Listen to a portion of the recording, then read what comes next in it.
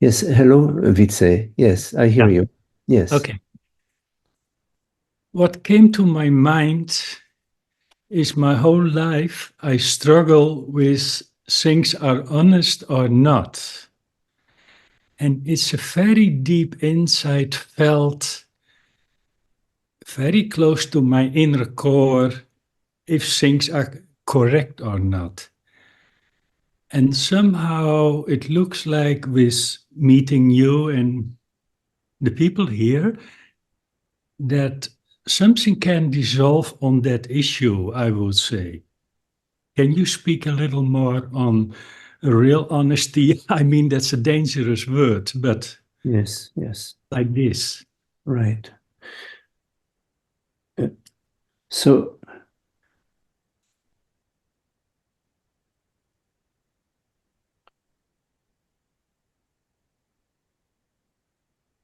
I'm going to make a distinction between the mind,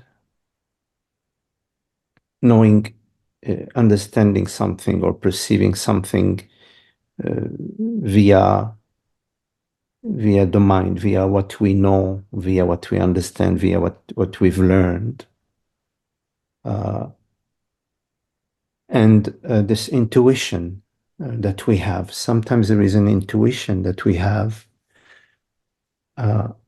Which is not calculated, which is not from the mind.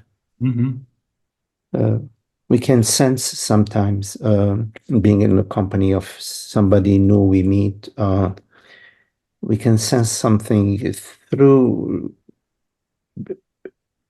not via the words, but through directly through, not what they're saying, what they're doing, but something else. There is a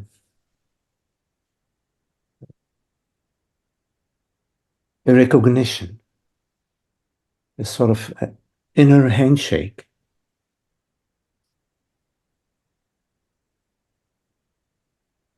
which we can trust more than we can trust the mind. You can maybe meet somebody and you hear them say something and you like what they say. Uh, but you may like what they say because it agrees with your understanding, which is one form of liking something and resonating with something. But there is something else that sometimes we cannot put words about around it.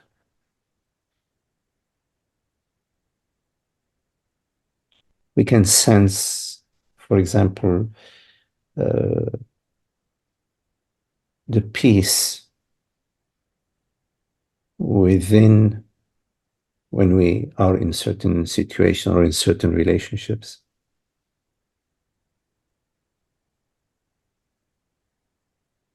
Sometimes we are drawn towards something or towards someone, but we don't know even why. We cannot explain it.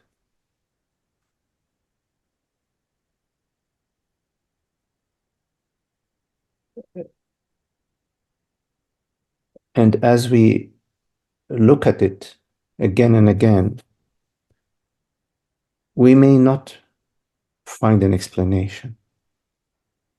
It's as if the universe is speaking to us.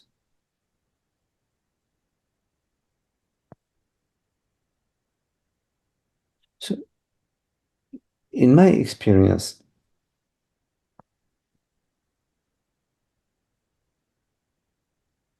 I could say that there was a certain honesty with myself. Let me explain how it was.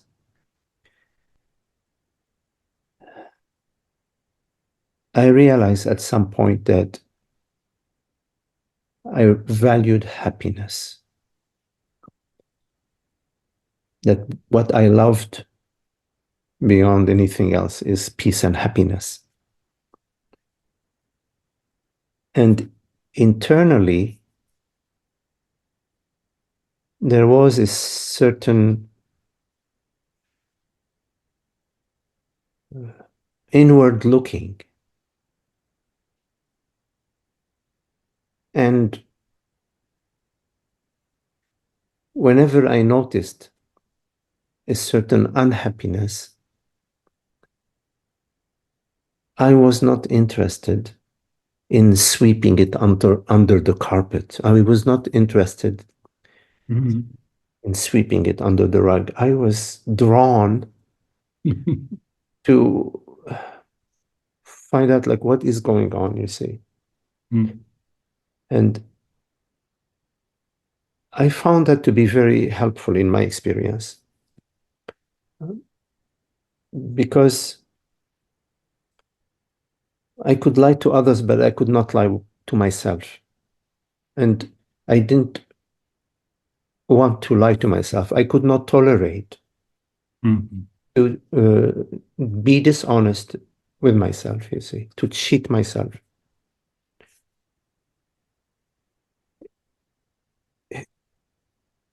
One could say that it was not too much fun because there were big things that were making me unhappy.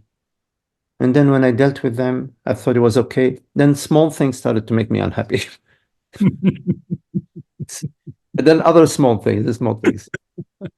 And it seemed that that was the path. I don't know, was the path to sort of to be looking at where is the inner deception? Where was the inner um, false direction that I was taking, you see? So I'm very grateful for this inner honesty, and I'm very grateful for all the difficulties and challenges that I have experienced because they have led me to investigate and to explore and never to um, be content with um, a certain trick, but instead to just always somehow aspire for the true happiness. And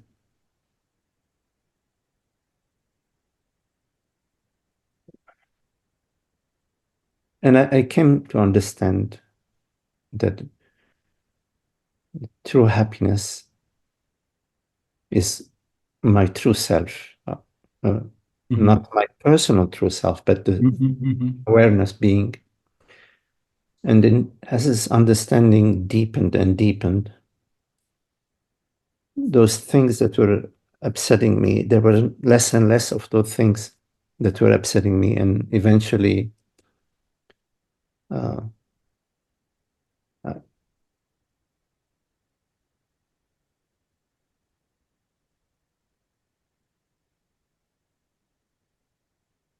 I think honesty is, maybe it's a cliche, but somehow I feel it's correct for me to say that honesty is, above all, honesty with oneself, Mhm. certain sincerity with oneself. What is it that you're really, really looking for? What is it that you are really interested in? And if you come to clarity about what you are interested in, then you ask yourself, am I giving value to what I am really interested in? And am I living uh, according to what I am truly and deeply interested in? Am I living towards that, based on that, or am I dancing? You see,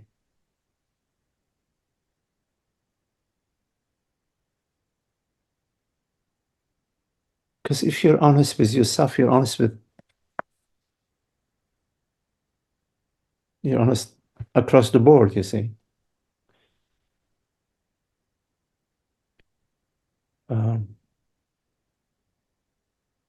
if you see yourself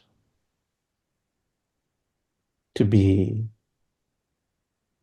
a trickster, there is an honesty in recognizing yourself for whatever you are, whatever you seem to be. And this honesty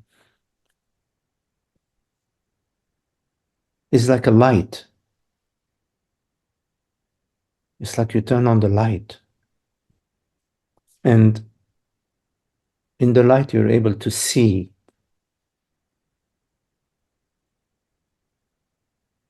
And when you're able to see, there's clarity. I mean, there is clarity, there is understanding, and whatever arises from understanding is action.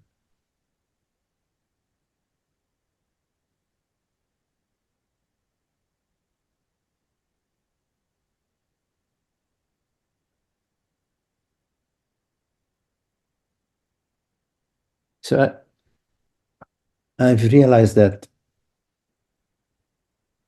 any story I have about myself, or any story I have about others that I believe is so true,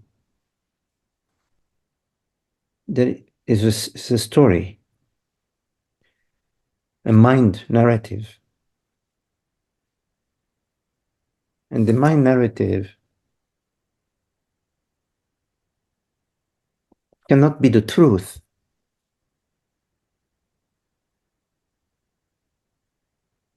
because the mind is conditioned. It has inherited the beliefs from the parents, from the teachers, from the culture, from the religion, from the society.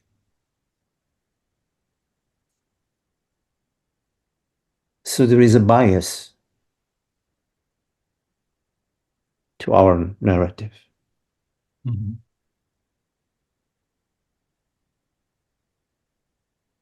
So what is the alternative? To change the narrative? No, because if you change the narrative, you're still on the train, but you're just moving on the train track. You move from one train track to another train track. It's not about changing a narrative. It's more about seeing that your mind narrative is just a narrative, and it really doesn't have a truth in it.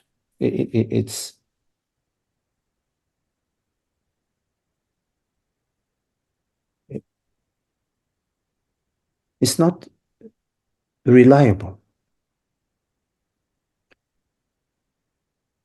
So then you are like suspending the narrative.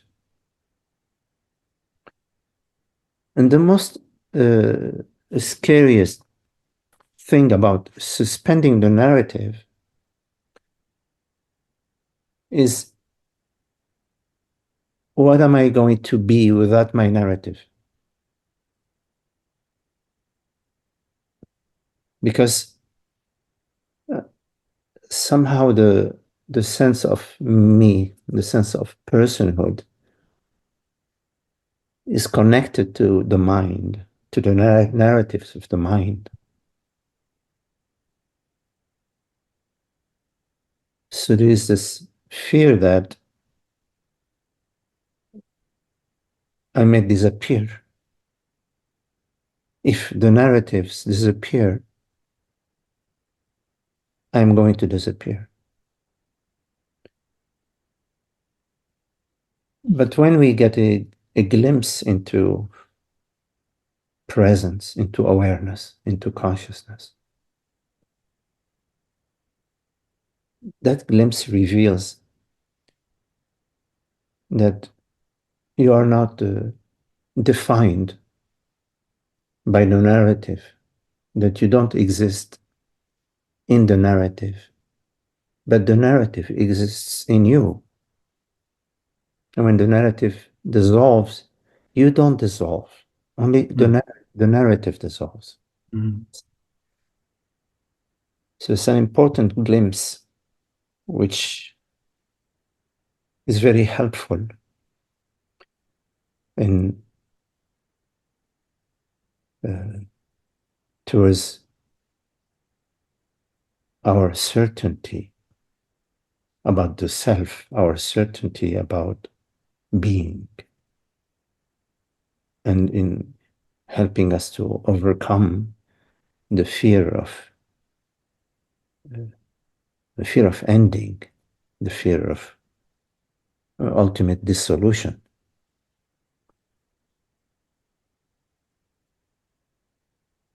Anyways, I'm going beyond your question. I just don't want to go on and on because I just want to make sure that addressing your question.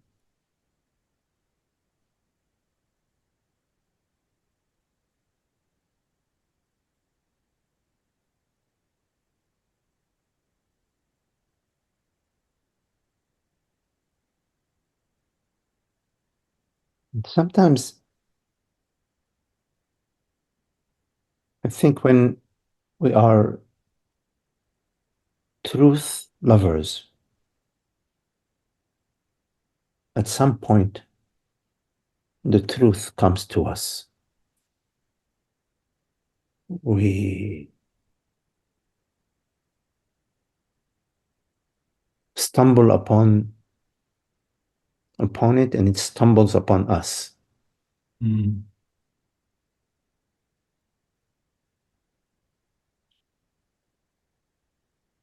So we follow our deeper intuition.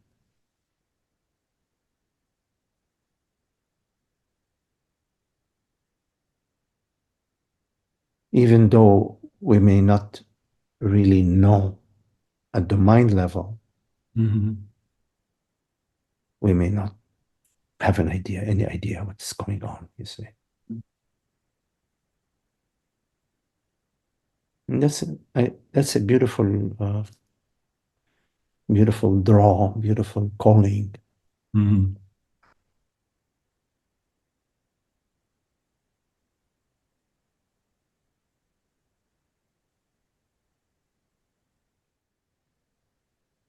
I have lived long in the Himalayas for 14 years. And it was like this, which we are talking and sharing, which is now Yes.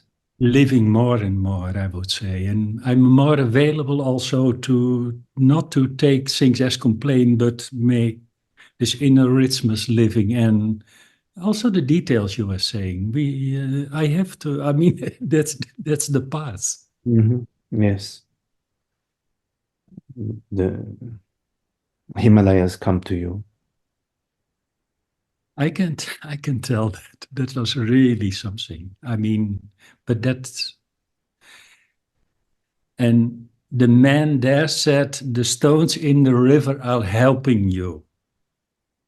When I was in I needed a meeting, he said, the stones in the river are helping you. And this is the language, it's in my heart also. Mm-hmm. Beautiful.